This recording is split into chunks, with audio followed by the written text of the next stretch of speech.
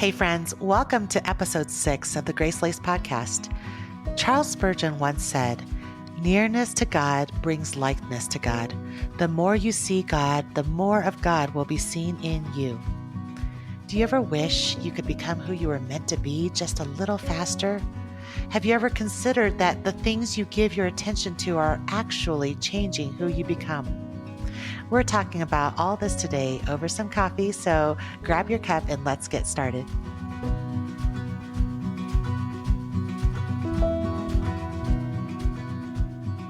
So a few years ago, Ruth came out with a book called Beholding and Becoming, The Art of Everyday Worship. And I thought reading a little bit of the intro from that book would help us begin our conversation today. So, Ruth, are you ready to hear your own words? Okay, I'm ready. Here we go. A relatively short time ago, we didn't have a, quote, online life. Tweeting was for birds, posts were for fences, and text required ink. The advent of mobile devices brought a fundamental shift in the way we engage with the world. From the coffee shop to the subway, it isn't hard to find someone head down with a cell phone. We've been given so much to look at, but we are missing the art of beholding. We are so captivated by our technology and all that it puts before our eyes that we overlook the ways that God displays His glory through creation, relationships, and our ordinary circumstances in the day-to-day. We look for dramatic ways to experience God, but His presence and transformational work in our lives happens minute by minute.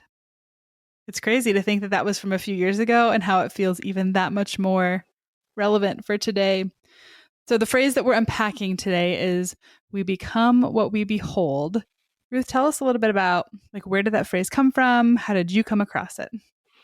Well, I think the phrase I certainly didn't make it up. And I dug around a little bit and credited William Blake for being the first one to say so. But there's been other books written about this.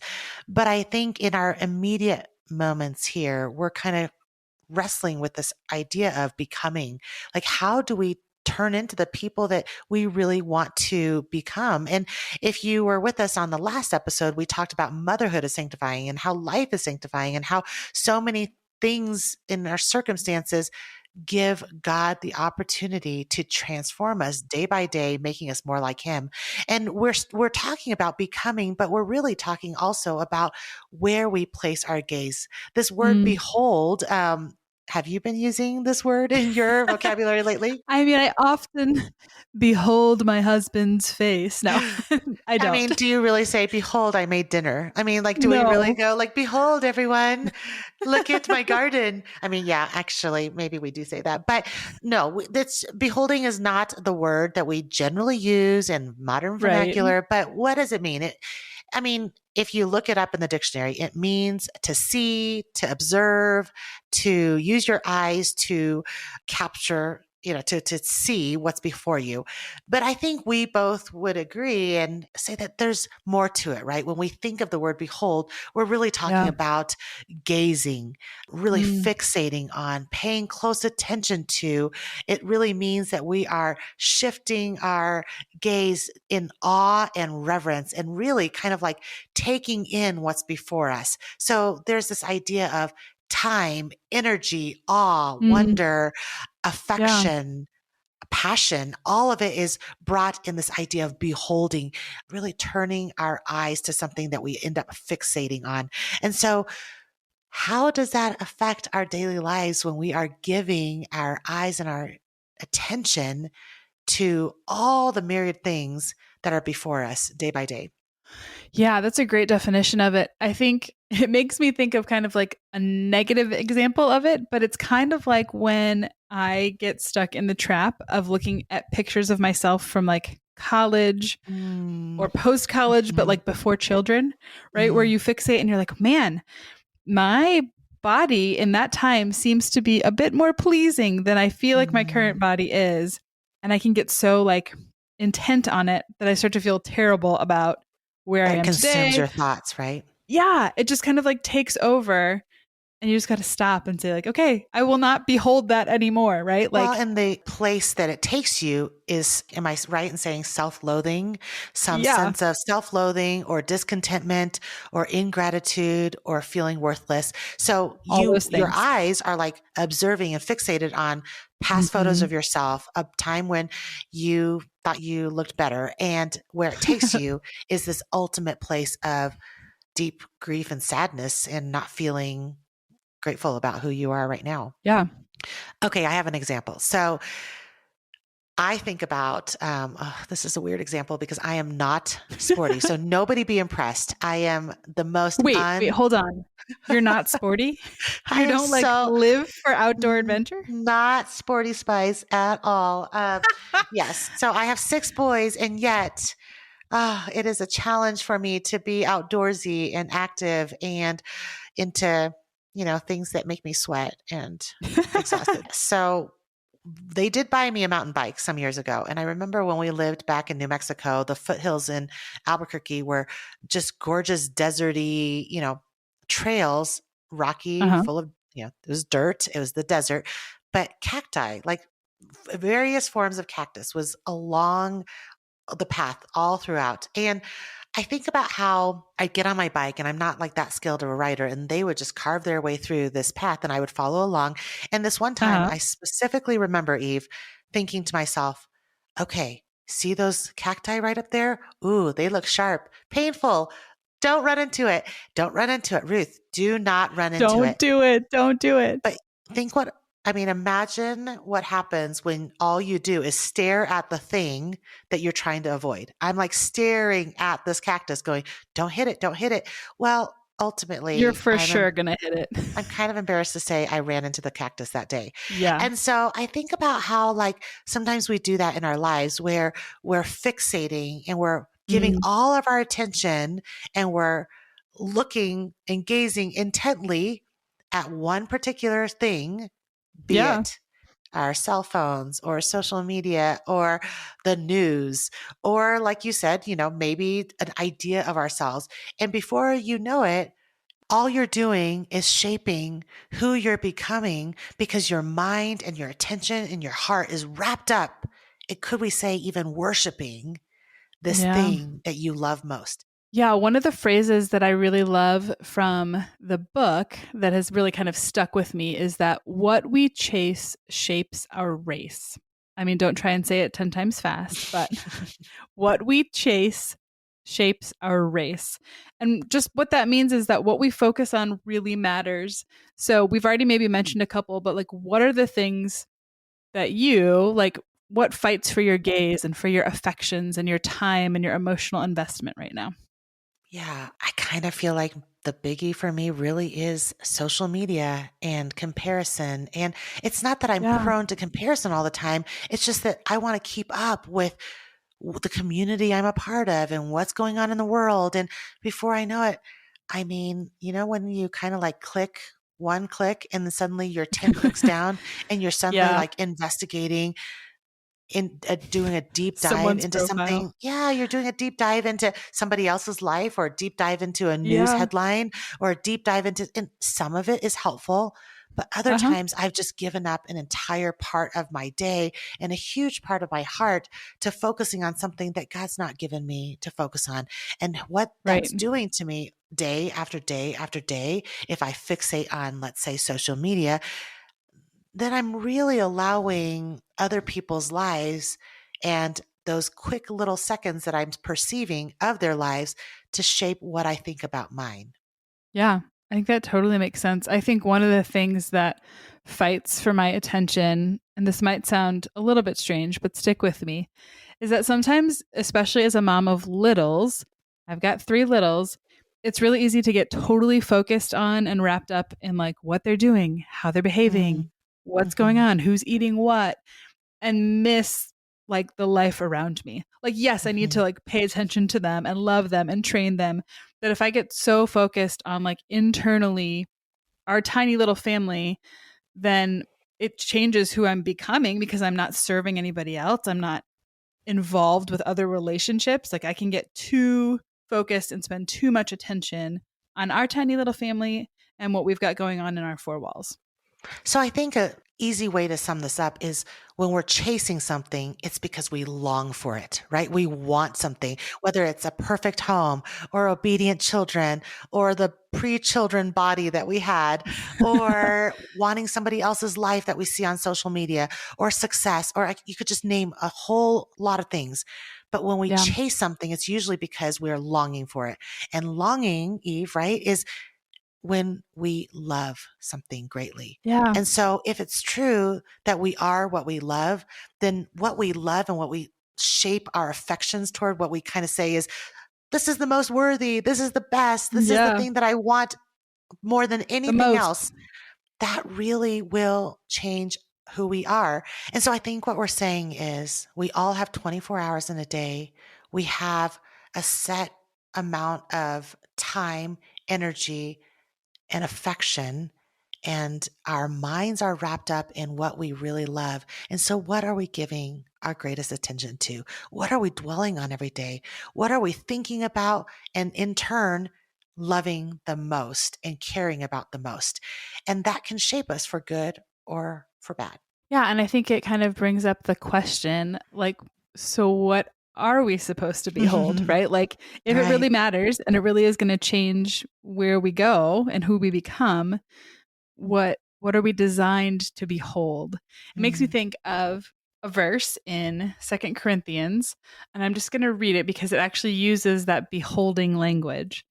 2 Corinthians 3:18 says, "And we all, with unveiled face, beholding the glory of the Lord, are being transformed into the same image, from one degree of glory to another." Eve, I think what's really fascinating about that verse, I mean, there's so much there, and we don't have enough time to take a deep dive into beholding the glory of God. What is the glory of God? How Yeah. we're made like Him. We don't have enough time to go deeply into it. But just on the surface level, just reading that verse reminds us that you can't behold anything. You can't even take anything in truly if your back is turned to it, right? In order for you to stand at the ocean's edge and behold the ocean, you have to face the ocean. If you're beholding something on your phone, it's probably that your head is down and you're staring at it for hours and hours of the day. And your app is actually telling you how many hours you're spending there, right? So, like, what we're reading of Paul's words is that God desires for us to interface with him. God Yeah. desires for us to behold his glory, made only possible because the veil is torn and that we no longer have to be shielded and distanced from him. And when we interface with him, when we interact with him, when we literally come before him with all of who we are, he then transforms us. And the more we gaze upon him and let him consume our thoughts and our heart and our minds, the more we become like him. That's really what that verse is ultimately showing us. Yeah, I think that's a really important piece that you touched on there. It's like there's a posture of our Yeah, heart and of our totally. body, Posture. even, right? Like Mhm. it's that turning toward, like you said, looking at the ocean, like my posture is oriented to the thing that I'm Such a good word, beholding. oriented. Yes. So maybe the question then in this episode is like, where is my heart oriented? What is the orientation of my heart today? Is it towards God and his goodness and what he's done for us and the grace of God that supplies all our needs?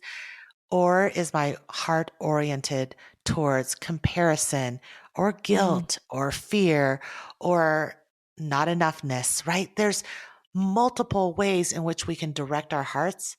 And tangibly, it starts with what we give the most of our attention, our thoughts, and our worship and love to. yeah, I think sometimes we go for like the shiny thing, right? Like here's what's in Mm, front of us. And mhm, so I think there's a real value in pausing to recognize too that like Jesus is so worthy of our gaze. Like it's not like, oh, I guess I can turn to over here and like check him out for a little bit. It's like, no, like this is the God who created us, the God who loves us, the God Other who things don't has even given us. compare. Yeah. It's like looking at a cup of water versus the ocean, right? Like he's really worthy of our attention and our Mhm. gaze and our focus. And we really do want to become like him. Like we're not going after these lesser things that take up our attention. Like we really do want to be like Jesus. Amen. It's good. So good. So, lest we have these thoughts floating philosophically, how let's bring it down from the 30,000-foot Yeah. level down to our everyday lives, Eve, because it's true. Like we're going to finish this episode. We're all going to get on with our day. Somebody's going to make lunch. We're going to pick up our kids from car line, whatever it is. How do we apply the gospel truth here? What is the truth of the gospel that helps us remember that we need to behold God instead of everything else? Yeah, I think it comes back to recognizing that like we are made to behold Christ.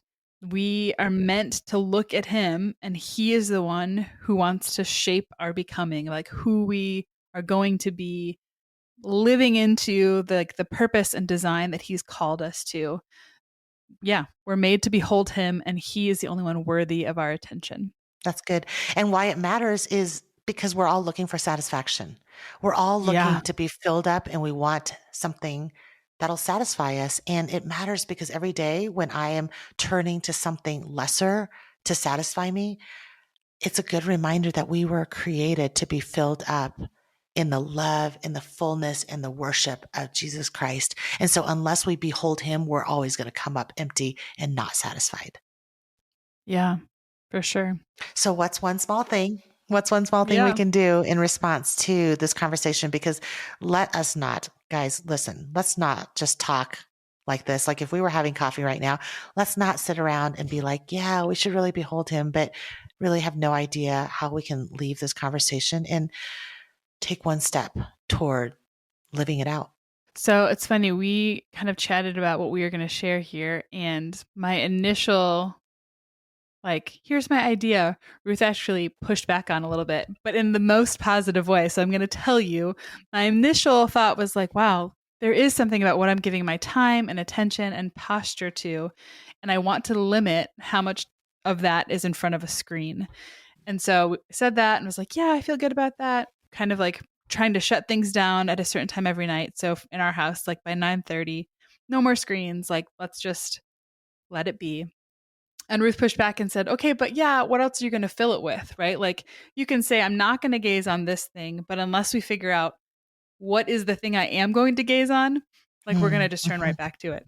So I need to adjust a little bit. I don't totally know it, but I think it's worth a really good conversation with my Mm-hmm. husband. So I think that's my actual step is like, let's have a family discussion about how we use screens and what we are beholding and if it's what we want to be beholding or not. Mhm. I had forgotten that I said that, but I know I need that in my own life to remember that everything I'm going to learn to limit and have a boundary and say no to has to be replaced with something better. Otherwise, Yeah. you're still not filled up and you're going to turn to other things.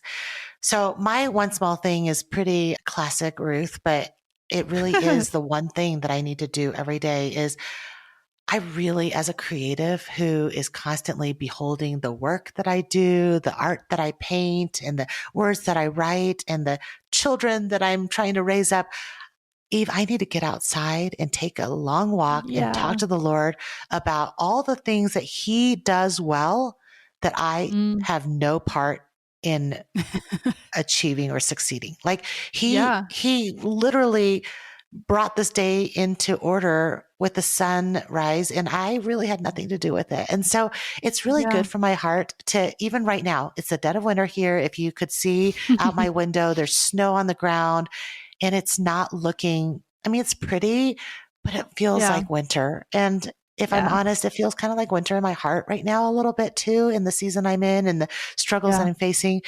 But Eve, when I step outside, even this afternoon, when I just take a moment and step outside, you know what I get to notice? I notice that I have nothing to do with the new buds that are forming on the aspen trees in the middle of winter. And when I take the Yeah. time to notice that and I behold how he is faithful to cause spring to be on its Mm. way, that resets my heart in a way that no hustling and no like staring more at my screen can Yeah. accomplish. Ever will. Mm-hmm. Ever will. Yeah, that's so great. Guys, this is one of those conversations that we could probably keep talking about over and over or for much longer because there's just so much there, right? Like, what are you beholding? What are you thinking about? How are you becoming? All of those questions. We hope that today's conversation has encouraged you just a little bit to really think and be intentional about where you're putting your attention and what you're investing in emotionally and how it's affecting what you become.